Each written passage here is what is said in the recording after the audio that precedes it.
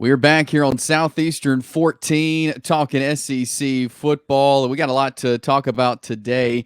We're going to dive into some Mississippi State Bulldogs with Steve Robertson as he works with genespage.com covering the Bulldogs there with the 24/7 sports. Before we get into that, though, I want to remind you about Bet Online, your number one source for all of your summer sports this season. That's MLB, golf, NBA, and NHL. All the latest stats, news, and scores available to you.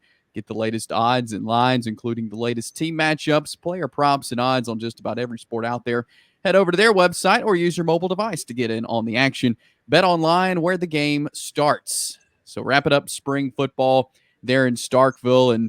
And Steve, Mississippi State, I feel like, has gone through it's hard to put into words what they've gone through the last few years. Just the program. You're about to go into a third head coach in as many years, and the Zach Arnett experiment didn't work last year. You now turn to Jeff Lebby, and you think back to losing tragically Mike Leach. I mean, just so much this program has gone through. You felt like they were kind of heading in the right direction, and now you're really trying to rebuild the program.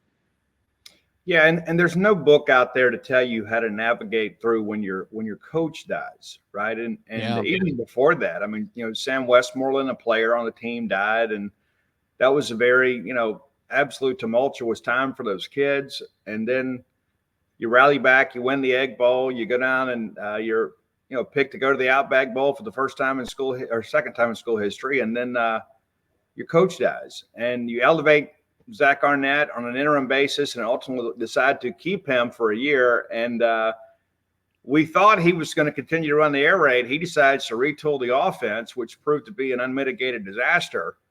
And so, as you mentioned, the experiment lasts just 1 year. I mean, we're very grateful to Zach Arnett for his contributions to Mississippi State football, but it just simply didn't work. And so now Jeff Lebby's here.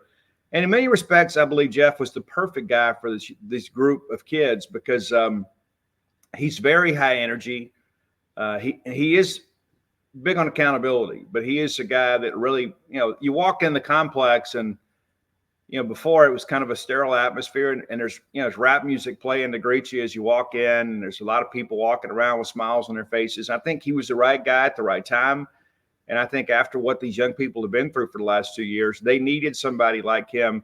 Number one, with an innovative offense, but just kind of a new lease on life in many respects. There's a different energy in the building. In the last year, it was really, really tight in there. I think everybody felt like, hey, this is, it's a really, really big year for us, and we got to figure some things out. You had a favorable schedule and a very veteran roster, but things did not work out well. And so now here we are, kind of starting over again. And, of course, Mike Leach, a great offensive mind. Zach Arnett, a defensive guy. They've gone back to an offensive guy in Jeff Lebby. You mentioned his innovative offense. He's been a great coordinator. It's his first head coaching job, but I think he's got some offensive guys that would work well under him, including quarterback Blake Shapen. Yeah, and it's interesting, too, when Blake first announced he was going to Mississippi State, it was a little bit of a surprise. We knew that he was a quarterback on their radar. But Lebby knows him well from his time, in the Big 12, Oklahoma, and Baylor. I had a chance to interview Blake shortly after he committed, and very fortunate to get that interview. I think it's the only one that he did. But a lot of people, it's been a mystery with him, right? We haven't had him in media availability the whole spring. And he goes out and goes 18 to 22 for, 300 some odd yards and was dialing up some shots, and that's the thing that people wanted to see. The air raid is kind of more of a methodical, kind of take what they give you offense. But Lebby's the kind of guy is like, hey, let's get in a matchup that we want. We're going to throw it as far down the field as we can and hope our guy runs under it. So there's some excitement with that. You really saw that in the spring game. I thought it was kind of a statement game for Lebby and this scheme, and for Shapen especially. It's like, hey, we're not just here to look cute in the uniform. We're going to go attack people down the field. And this wide receiver room has been completely rebuilt under Coach Chad Bumpus. They work really hard in the portal, and you get Kelly Akari and Kevin Coleman, and you bring in some freshmen like J.J. Harrell and Stockel Burnside and Mario Craver. And so that entire room, for the most part, has been rebuilt. And I think that was represented on Saturday in the spring game. Yeah, for sure. As far as running backs go, what's the run game look like, and how do you think that'll fit into what Lebby is bringing in on offense? Well, I think that's one of the things that makes this offense a little different than the air raid is there is more of a running component to it. In the air raid with Woody Marks and Dylan Johnson, of course, you kind of ran just enough to keep him honest. But, Lebby, I asked him specifically about that a few weeks ago in a media opportunity.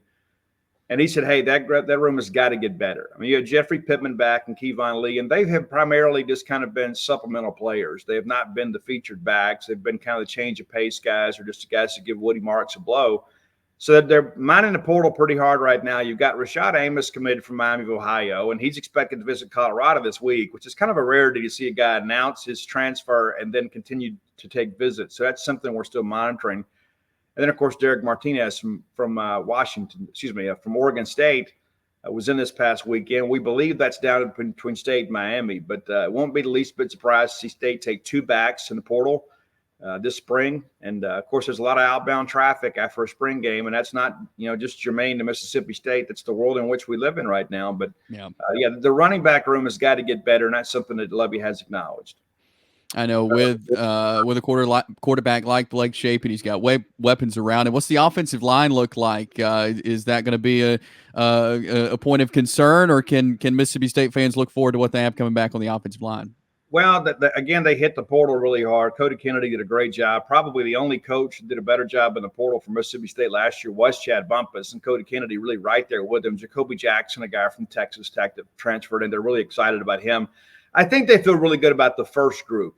This first group, but in this league, you're going to have to play, 8 linemen just about every ball game, and so I think there's maybe some depth concerns, and maybe they'll go out and try to get one more guy in the portal. They got some young guys they feel pretty good about, but they've had some younger guys too that were really more a better fit, I guess, for the air raid that have elected to kind of move on. And again, that's it's nobody's fault. I mean, it's not an indictment on anybody. You only get a short time in life to play sports, and you need to be in an offensive system that lends itself to your skill set. And so, again, I think the first 5 they feel really confident with, but outside of that, you probably got to go out and get a couple more guys. McKaylin Pounders is a guy too that was a Mississippi State commitment, got caught in some PR shell game thing with Ole Miss and ultimately didn't get the chance to sign there. Landed at Memphis. Now he's back at Mississippi State. So he's a guy that sees it a chance at redemption, and he's been really good this spring, and we're excited to see what he brings. As on the defensive side of the ball, what do you like about Mississippi State? Maybe what are some things that the coaching staff is looking to correct on defense following spring practice? Yeah, that's kind of the mystery. I mean, in really respects, right? You bring in Coleman Hutzler from Alabama, and listen, you can run the Alabama scheme, but if you don't have Alabama talent, you're not going to get Alabama results, And so they are a blitz-happy scheme, but also too, they're a group that sometimes too that tries to generate with the front rather than just Zach Arnett would start blitzing you in pregame warmups. I mean, it's a different dynamic in that respect, but. I think the athleticism of this linebacker group is really, really good. Of course, they're going to have to be with Buki Watson and Jed Johnson now kind of moving on. But John Lewis is a guy that they have moved around a little bit. He's played some at edge. He's going to be a true stand-up, two stance linebacker this year. He's a guy we're expecting big things from. And, Dontarie Russell, that's a guy, too, that flashed a little bit for us last year. I think, again, the front itself is probably above average. I wouldn't say they're good or even great yet, but above average. They'd like to get an edge out of the portal, but there just hasn't been a lot of opportunities out there. But I think the biggest question with this group is going to be secondary. Now, the good thing is that, Ron Lanier comes in from Alabama by way of East Mississippi, and he's been absolutely outstanding. And they think that he is a guy that has star potential. So they're really excited about him. Brandon Jennings, a guy that very well-traveled linebacker, too, that wound up down at Hines Community College after bouncing around. It's nuts. I joke with him. I said, I bet your closet's probably the most colorful one in the country. I think he's been at 4 different schools now. But he's a guy that's really come in and worked hard. But that you'd like to get maybe one more corner out of the portal just because of the fact that, when Darcel McBath left, a lot of those guys were kind of recruited and built in his image. And now that he is gone, it's a different philosophy with Corey Bell there. And so some of the McBath guys are just elected to go ahead and kind of move on, which is unfortunate, but it's kind of, again, part of the world we live in. But that's probably the biggest concern for me is can you get a cohesive group together before the fall in the secondary? I think the front will be good. The linebackers will be good. And then the secondary is probably the biggest question mark. And I know the Bulldogs have brought in a lot of guys, as you mentioned, out of the portal and probably looking to add some more. Will there be any guys, any high school recruits that have stayed that could make an impact as they get on campus and into the fall? Yeah, Stonka Burnside is a guy that a little bit of drama, I guess, with his recruitment last year, but we never doubted that he was coming to Mississippi State even when he decommitted. And a lot of that too was right in the middle of all the Arnett stuff, right? I mean, it's like it was clear that offensive system wasn't going to work, and guys were like, you know what, hey, I don't know that I want to play in this offense. But JJ Harrell was a guy from North Panola that he was a leader in the class. He's a little bit banged up in the spring, and we expect some big things from him. And then Mario Craver is a guy that flashed in the Under Armour All-American game.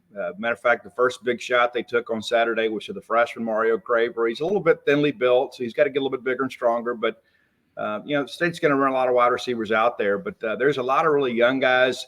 There's a good nucleus, I guess you could say, of young guys that I think that you can build with if you're Jeff Lebby on offense and defense as you kind of move forward. You just got to recruit them to stay and not go get in the portal here before they graduate. Good stuff. Looking forward to Mississippi State football coming up this fall. Steve, really appreciate you talking some Bulldogs with us. We'll do it again soon, but thanks for your time today. You too, buddy. We will have more content coming your way. Follow us and subscribe there on the Southeastern 14 YouTube channel. We'll be back with more coming up later on. It's Southeastern 14. I'm Chase Robinson.